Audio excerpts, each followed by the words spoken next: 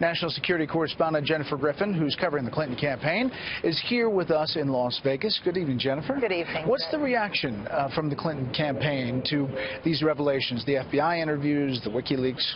Well, their response in terms of the so-called quid pro quo is it really mirrors the State Department's response. They say there was no quid pro quo. They say Patrick Kennedy reaching out to the FBI to discuss classification is in fact normal. Here was the response from her campaign manager, Robbie Mook.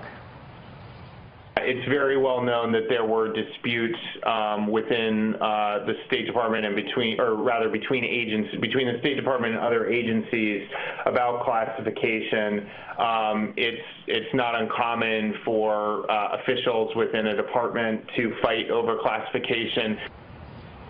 No one from the campaign, Brett, denies that the issue of unclassifying this email or that the FBI request to have more slots allocated to them in Baghdad, that conversation took place. They say it did take place. It is notable, as Catherine reported, that the FBI agent who raised the issue with Patrick Kennedy has since retired. Yeah. The other question is the Clinton campaign seems to be shifting their strategy, their focus, their money, really. Absolutely. In fact, Robbie Mook, on a conference call with reporters yesterday, laid out what is really a two-pronged strategy.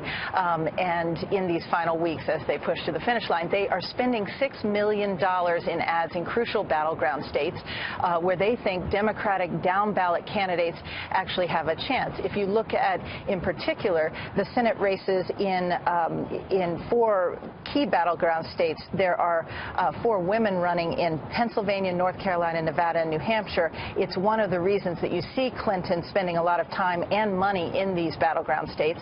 They don't just want 271 electoral votes. They want to run up the score. In order to govern, they need to flip the Senate.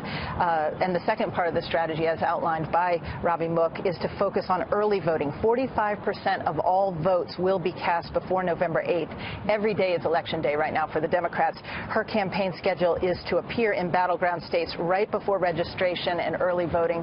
That is, you'll know where she is based on what those deadlines are. Right. Some of that spending is amazing. Arizona, Texas. Incredible. I mean, I wouldn't see that. Jennifer, thank you. Thank you.